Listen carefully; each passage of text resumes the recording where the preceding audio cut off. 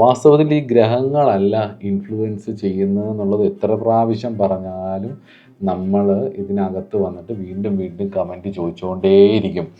ഈ ഗ്രഹങ്ങളൊക്കെ ഇപ്പം മനുഷ്യൻ ചൊവ്വയിൽ പോകാൻ പ്ലാൻ ചെയ്യുന്നു, ചന്ദ്രനിൽ പോകാൻ പ്ലാൻ ചെയ്യുന്നു, അപ്പോഴാണ് ചൊവ്വ ദോഷത്തെക്കുറിച്ച് പറയുന്നതെന്നൊക്കെ പറഞ്ഞിട്ട് ഈ വിവരദോഷം വീണ്ടും വീണ്ടും പറയും. അപ്പം നമ്മൾ വിവരദോഷം എന്നുള്ളത് ആ വിവരമില്ലായ്മ, ആ വിഷയത്തെക്കുറിച്ച് അറിവില്ലായ്മയാണ് ഇതിനുള്ളൊരു കാരണം.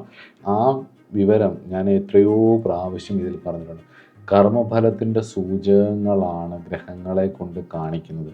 കാരണം ഇവർ ഒരു പ്രത്യേക പാറ്റേണിലാണ് പോകുന്നത്. എത്രയോ നൂറ്റാണ്ടുകളായിട്ട് നിരന്തരമായിട്ട് ഇതൊരു പ്രത്യേക പാറ്റേണിലാണ് പോകുന്നത്. ഈ ഗ്രഹങ്ങൾ മാത്രമല്ല, സർവ്വചരാചരങ്ങളും ചരിച്ചുകൊണ്ടിരിക്കുന്നതെല്ലാം എല്ലാതും നമ്മുടെ ഉള്ളിൽ തന്നെ പലതും മാറിക്കൊണ്ടിരിക്കുന്നു.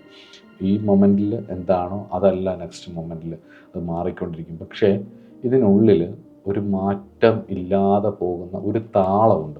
ഈ താളം വെച്ചിട്ടാണ് ഈ അസ്ട്രോളജിയുടെ ഒരു പഠനം. ആ താളത്തിൻ്റെ റീസൺ, അതായത് നമ്മൾ ഒരു ഗ്രഹസ്ഥിതി നമ്മൾ കാണുമ്പം എന്തുകൊണ്ട് ഇയാൾ ഇന്ന സ്ഥലത്ത് ഇന്ന സമയത്ത് ഈ സോൾ ഉണ്ടായി എന്നുള്ളതിന് റീസൺ നമ്മൾ കണ്ടുപിടിക്കുന്ന ആക്ച്വലി അസ്ട്രോളജി ഭൗതിക ജീവിതത്തിൻ്റെ കാര്യങ്ങൾ കണ്ടുപിടിക്കാൻ വേണ്ടിയിട്ടുള്ളൊരു ശാസ്ത്രം മാത്രമല്ല, ഇതൊരു മോക്ഷശാസ്ത്രവും കൂടിയാണ്.